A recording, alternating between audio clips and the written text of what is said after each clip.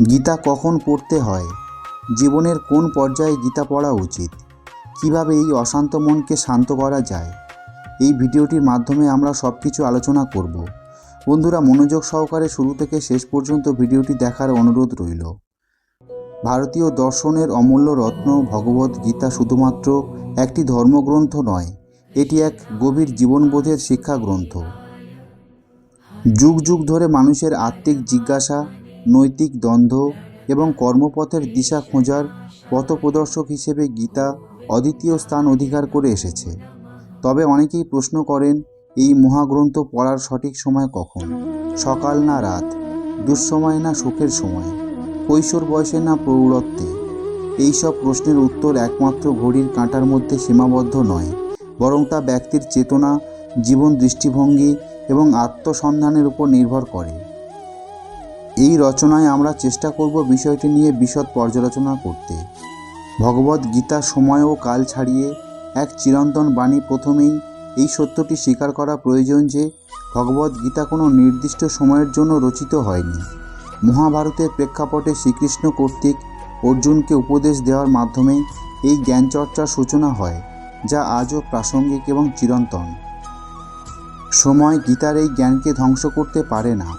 গীতার বাণী যেমন হাজার বছর আগেও প্রাসঙ্গিক ছিল, তেমনি আজও মানুষের জীবনের প্রতিটি বাঁকে তা সমানভাবে কার্যকর। বন্ধুরা, ভিডিওটি শুরু করার আগে আপনারা যারা এই চ্যানেলে নতুন তারা অবশ্যই চ্যানেলটিকে সাবস্ক্রাইব করুন এবং বেল বাটনে প্রেস করুন এরকম আরও অনেক নতুন ভিডিও দেখার জন্য। ভিডিওটি দেখে যদি ভালো লাগে তাহলে অবশ্যই একটি লাইক করবেন এবং সবাইকে শেয়ার করবেন, যাতে তারা ভিডিওটি দেখে উপকৃত হতে পারে। কিভাবে আমরা আমাদের জীবনকে সৎভাবে পরিচালিত করতে পারি? কলিযুগে আমরা পাপময় জীবন থেকে কিভাবে নিজেকে রক্ষা করতে পারি, এইসব জ্ঞান শ্রীমদ্ ভাগবত গীতাতে দেওয়া আছে খুব সুন্দরভাবে। এমনভাবে গীতা পড়তে হবে, আপনি সারাদিনে একটি শ্লোক পড়ুন এবং সেই শ্লোকটিকে ভালোভাবে আপনাকে বুঝতে হবে এবং আপনি যে শ্লোকটি পড়ছেন সেই শ্লোকটিকে ব্যক্তিগত জীবনে আপনাকে প্রয়োগ করতে হবে, আর তখনই আপনি গীতা পাঠ করার ফল পাবেন। দিনের কোন সময় গীতা পড়া উচিত? গীতা পাঠের উপযুক্ত সময় নিয়ে বহু মত রয়েছে।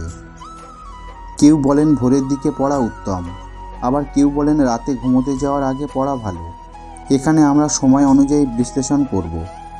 ভগবদ্ গীতাতে ভগবান বলেছেন, প্রকৃতির 3টি গুণের দ্বারা এই সমস্ত জগৎ পরিচালিত হচ্ছে। এই 3টি গুণ হলো সত্যগুণ, রজগুণ ও তমগুণ। আপনি পৃথিবীতে যে কোনো কর্ম করতে যাবেন, সেই কর্মকে 3টি গুণের দ্বারা ভাগ করা হয়। তেমনি এই পৃথিবীতে 3 ধরনের খাবার রয়েছে: সাত্ত্বিক খাবার, রাজসিক খাবার, তামসিক খাবার। সাত্ত্বিক অর্থাৎ ভালো খাবার, যেসব খাবারে তেল মশলা নেই। আর রাজসিক খাবার হলো অতিরিক্ত ঝাল, অতিরিক্ত মশলা খাবার। আর তামসিক খাবার হচ্ছে বাসি বা পচা খাবার।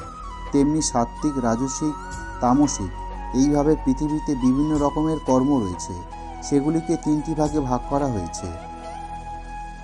এই পৃথিবীতে দিনে ও রাতে 24 ঘন্টা সময় রয়েছে। সেই 24 ঘন্টা সময়কে 3টি ভাগে ভাগ করা হয়েছে। প্রভাতকাল বা ব্রহ্ম মুহূর্ত ভোর 4টে থেকে 6টা। ব্রাহ্ম মুহূর্তকে হিন্দু ধর্মে সবচেয়ে বেশি পবিত্র সময় হিসেবে গণ্য করা হয়। এই সময় প্রকৃতি শান্ত, মন স্থির এবং পরিবেশ আধ্যাত্মিক চর্চার জন্য অনুকূল।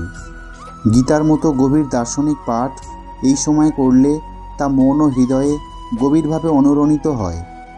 ব্রাহ্ম মুহূর্ত অর্থাৎ সূর্য ওঠার 1 ঘন্টা 36 মিনিট আগে সাত্ত্বিক সময় শুরু হয়। এই সময় ভগবানের ভক্তরা ভোরবেলা উঠে স্নান করে শুদ্ধ হয়ে ভগবানকে আরতি করেন, ভগবানকে ভোগ নিবেদন করেন, তুলসী বৃক্ষ পরিক্রমা করেন, তুলসী বৃক্ষে জল অর্পণ করেন, ভগবানের নাম জপ করেন। ওই সময় আপনি ভগবানের সেবা পূজা করার পর যদি আপনি ভগবদ্ গীতা পাঠ করেন, তাহলে ওই সময়টা হচ্ছে ভগবদ্ গীতা পাঠ করার জন্য শ্রেষ্ঠ সময়। ওই সময় আপনি গীতার যা কিছু অধ্যয়ন করবেন, অর্থাৎ আপনি যদি একটা শ্লোকও পড়েন, ওই সময় গীতার শ্লোকগুলি গভীরভাবে আমাদের মনে প্রভাব ফেলে। ওই সময়টা হচ্ছে সাত্ত্বিক সময়। আর আপনি যদি গীতা অন্য সময় পড়েন, তখন সেই পড়া ভালোভাবে মনে থাকবে না। এরপর সাত্ত্বিক সময়ের পর যখন দিনের বেলা সবাই ব্যস্ত হয়ে পড়ে, তখন শুরু হয় রাজসিক সময়। ওই রাজসিক সময়ে রাজসিক মন নিয়ে আপনি যখন ভগবদ্গীতা অধ্যয়ন করতে যাবেন তখন ভালোভাবে সেটা মনে নাও থাকতে পারে, কারণ ওই সময়টা হচ্ছে রাজসিক সময়। সন্ধ্যার সময় দিনের কর্মব্যস্ততা শেষে শরীর ও মন ক্লান্ত থাকে, এটি দিনের ক্লান্তিকে প্রশমিত করে। আর রাত মানে হচ্ছে সারাদিন পরিশ্রম করার পর শরীর খুব ক্লান্ত হয়ে যায়, তখন বিশ্রাম করার সময়। তখন গীতা পাঠকারী ব্যক্তিকে তমগুণ আচ্ছন্ন করে ফেলে। তখন রাতের খাবার খাওয়ার পর কিছুক্ষণ পরে ঘুম চলে আসে, তখন আপনি ঘুমাতে গেলেন, তাহলে আপনি কখন গীতা অধ্যয়ন করবেন? সেজন্য গীতা পাঠ করার সঠিক সময় হচ্ছে ব্রাহ্ম মুহূর্তের পর। ব্রাহ্ম মুহূর্তে সূর্য ওঠার 1 ঘন্টা 36 মিনিট আগে স্নান করে ভগবানের সেবা পূজা করে যে সময়টুকু থাকবে সেই সময় ভগবদ্গীতা পাঠ করার সঠিক সময়। ব্রাহ্ম মুহূর্তের পর আপনারা ভগবদ্গীতা পাঠ করলে ভালোভাবে গীতা শ্লোকগুলি মনে রাখতে পারবেন। এই ভগবদ্গীতা পাঠ করার যে ফল, সেই ফল ভালোভাবে আপনারা লাভ করতে পারবেন। গীতা শুধু পাঠ করার মধ্যেই সীমাবদ্ধ নয়, গীতা যখন পাঠ করবেন সেগুলো একদম হৃদয়ে গেঁথে রাখতে হবে। যখনই আপনি কোনো কাজ করতে যাবেন সঙ্গে সঙ্গে আপনাকে ভগবদ্গীতার দৃষ্টিকোণ থেকে সেটা বিচার করতে হবে। এবারে আমরা আলোচনা করব জীবনের কোন পর্যায়ে গীতা পড়া উচিত। শৈশব ও কৈশোরকাল, এই বয়সে গীতার জটিল দর্শন বুঝতে না পারলেও তার নীতিমূলক শিক্ষা গ্রহণ করা সম্ভব। গীতার শ্লোকগুলো শিশুদের নৈতিক চরিত্র গঠনে সহায়ক হয়। যৌবনকাল, এই সময় জীবনের সবচেয়ে বেশি সিদ্ধান্ত নিতে হয়। পড়াশোনা, চাকরি, সম্পর্ক, ভবিষ্যৎ পরিকল্পনা ইত্যাদি নিয়ে দ্বিধাদ্বন্দ্বে ভুগতে হয়। গীতার নিষ্কাম কর্মযোগ, ধ্যানযোগ ও জ্ঞানযোগের শিক্ষা এ সময় জীবনের জন্য দিক নির্দেশনা হিসেবে কাজ করে। প্রৌঢ়ত্ব, এই পর্যায়ে মানুষ জীবন, সমাজ, পরিবার সব কিছুর ভার বহন করে। দ্বন্দ্ব, সংঘাত, দায়িত্ব ও ক্লান্তির মাঝে গীতার শ্লোক মনকে স্থিতি দেয়। এ সময় গীতাপাঠ জীবনবোধকে গভীরতর করে তোলে। বার্ধক্য, জীবনের শেষ পর্যায়ে গীতার পাঠ আত্মার সন্ধানে, মৃত্যু ও জন্মের রহস্য অনুধাবনে এবং ঈশ্বর চিন্তায় এক মহৌষধের কাজ করে। গীতার শিক্ষা জীবনের অন্তিমে এক চরম শান্তির অভিজ্ঞতা এনে দেয়। শুধুমাত্র সময় বা বয়স নয়, গীতা পড়ার উপযুক্ততা নির্ভর করে পাঠকের মানসিক প্রস্তুতির উপর।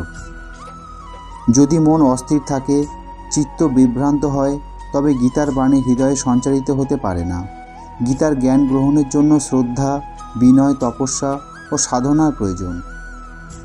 শ্রদ্ধাবান লভতে জ্ঞানম, গীতার এই শ্লোকই বলে দেয় জ্ঞান লাভের প্রথম শর্ত হলো শ্রদ্ধা। গীতা কেবল পড়ার নয়, জীবনে ধারণ করার বিষয়। অনেকেই গীতাকে একটি ধর্মীয় আচার হিসেবে গ্রহণ করেন, প্রতিদিন নির্দিষ্ট কয়েকটি শ্লোক পড়া, মুখস্থ করা, শ্রবণ করা, কিন্তু প্রকৃতপক্ষে গীতার উদ্দেশ্য হচ্ছে জীবনে জ্ঞানকে ধারণ করা, কর্মে রূপান্তর ঘটানো। গীতা বলে কর্মের দক্ষতা হচ্ছে যোগ। এই যোগ সাধনার জন্য কেবলমাত্র পাঠ নয়, গভীর চিন্তা, চর্চা ও আত্মবিচার প্রয়োজন। এবারে আমরা আলোচনা করব আমাদের মনকে কিভাবে শান্ত রাখা যায়। অনেকেই বলেন যে আমার মন অনেক চঞ্চল, এক জায়গায় স্থির থাকে না, সারা বিশ্ব ব্রহ্মাণ্ড ঘুরে বেড়ায়। এই অশান্ত মনকে শান্ত রাখার জন্য শাস্ত্রে একটা উপায় রয়েছে, আর সেটা হচ্ছে জপমালা। যখনই আপনি এই জপমালাতে জপ করবেন, তখন এই জপমালাতে উপরে জপ করতে করতে উঠবেন, আবার নিচের দিকে নামবেন। এইভাবে জপমালাতে জপ করতে থাকলে কখনোই আপনার অস্থির মন চঞ্চল হবে না। বন্ধুরা, হরে কৃষ্ণ মহামন্ত্রের মধ্যে অনেক শক্তি রয়েছে। এই কলিযুগে হরিনাম ছাড়া আর কিছু নেই। কলিযুগে শ্রী হরির নাম একমাত্র মুক্তির পথ। কলিযুগে এই হরিনাম আপনাকে মুক্তির পথ দেখিয়ে দেবে। তাই আপনারা কাজের মধ্যেও এই হরিনাম জপ করতে পারেন, তবে সেটা মন দিয়ে জপ করতে হবে। আপনি কাজ করবেন এবং মনে মনে হরিনাম করবেন। ভগবদ গীতার পাঠ আচার না আত্মজিজ্ঞাসা। অনেকেই গীতা পাঠকে শুধুমাত্র একটি আচার বা ধর্মীয় কৃত্য হিসাবে দেখেন, তবে গীতা মূলত এক ব্যক্তিগত আত্মজিজ্ঞাসার পথ। শ্রীকৃষ্ণ অর্জুনকে শুধুমাত্র গীতার জ্ঞান প্রদান করেননি, বরং তার সংশয় দূর করার জন্য প্রশ্নোত্তরের মাধ্যমে সমাধান দিয়েছেন। আমি কে? আমার কর্তব্য কী? এই জীবনের লক্ষ্য কী? আমি দুঃখ থেকে মুক্তি পাব কিভাবে? এই প্রশ্নগুলির উত্তর খুঁজতে গিয়ে গীতা শ্লোক এক একটি আলোরেখা হয়ে ওঠে। এই বিশ্লেষণ শেষে এক কথায় বলা যায়, গীতা পাঠের সেরা সময় এখনই। আপনি যে বয়সেই থাকুন, যে পরিস্থিতিতেই থাকুন, যদি আপনার মনে জ্ঞানার্জনের আকাঙ্ক্ষা থাকে, যদি আপনি জীবনের দিক নির্দেশনা খুঁজছেন, যদি আপনাকে কেউ প্রশ্ন করে তুমি কে, আর আপনি উত্তর খুঁজতে চান, তাহলেই এখনই সময় গীতা পড়ার। গীতা একদিনে বা এক মাসে পড়ে শেষ করার জন্য নয়, বরং এটি প্রতিদিনের জীবনের সঙ্গে একাত্ম করে তোলার সাধনা। ঠিক যেমন ভোরের সূর্য প্রতিদিন আলো দেয়, তেমনি গীতার প্রতিটি শ্লোক প্রতিদিন এক নতুন আলোর সন্ধান দেয়। হরে কৃষ্ণ, রাধে রাধে। বন্ধুরা, ভিডিওটি যদি ভালো লাগে তাহলে ভিডিওটিতে অবশ্যই একটি লাইক করবেন এবং আপনার আপনজনদের সাথে ভিডিওটি শেয়ার করবেন, যাতে তারা ভিডিওটি দেখে উপকৃত হতে পারে। সকলে ভালো থাকুন, সুস্থ থাকুন। পরম মঙ্গলময় ভগবান শ্রীকৃষ্ণ আপনার মঙ্গল করুক।